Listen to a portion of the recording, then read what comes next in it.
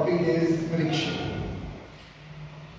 सबसे पहले हम ये देखेंगे कि व्हाट इज फ्रिक्शन, फ्रिक्शन होता है।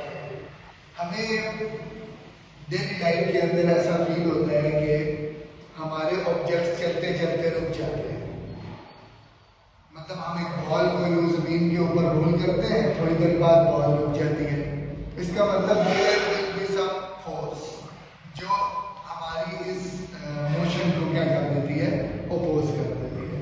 तो उस फोर्स को जो हमारी मोशन को अपोज करे उसे हम कहते हैं फ्रिक्शन। ठीक है, तो सबसे पहले हम डेफिनेशन की बात करेंगे कि ऐसी force which opposes the motion of moving objects is known as friction. अब हमें यह देखना है कि कब ये एक्शन में आती है फोर्स, कब ये अप्लाई होती है फोर्स। तो जब भी बॉडी पुश की जाए, पुल की जाए या रोल की जाए जमीन के ऊपर, तो हमें ये फोर्स देखने को मिलेगी।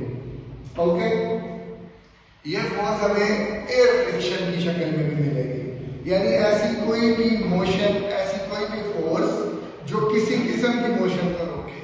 जैसे एक ऑब्जेक्ट फ्रीली फॉल कर रहा है जमीन की तरफ, तो आते वक्त पीछे से उसको एक फोर्स लग रही है जो उसकी मोशन को रोक रही है, जो कि उसके लिए फायदेमंद भी है कि उसकी स्पीड को क्या कर रही है, रोक रही है। तो उस फोर्स को हम कहते हैं फ्रिक्शनल फोर्स। ओके, जब भी आप फ्लूइड में मूव करते हैं तब भी फ्रिक्शन फोर्स आपको मिलती है। इसकी माइक्रोस्कोपिक डिस्क्रिप्शन क्या है, मतलब ऐसा क्यों होता है कि ये फोर्स एक्ट करती है। तो सबसे पहले हमने ये देखना है कि दो बॉडीज हैं, बॉडी ए बॉडी बी, दोनों एक दूसरे के ऊपर कॉन्टैक्ट में हैं, एक दूसरे के ऊपर ऐसे। अब हमने ये देखना है इसका माइक्रोस्कोपिक व्यू के, अगर हम इसको माइक्रोस्कोप से देखें, क्योंकि कोई भी सरफेस ना परफेक्टली स्मूथ नहीं होती।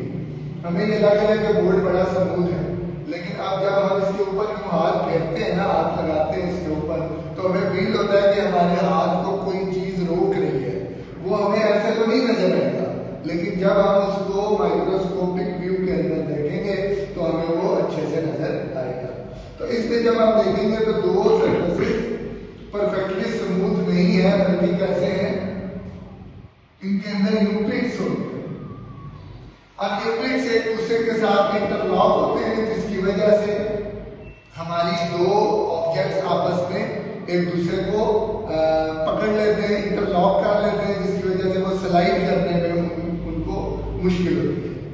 ठीक है जी, तो ये था कि हमारा माइक्रोस्कोपिक डिस्क्रिप्शन, जो कि ये रीजन है कि हमारे ऑब्जेक्ट्स के बीच में फ्रिक्शन क्यों होती है।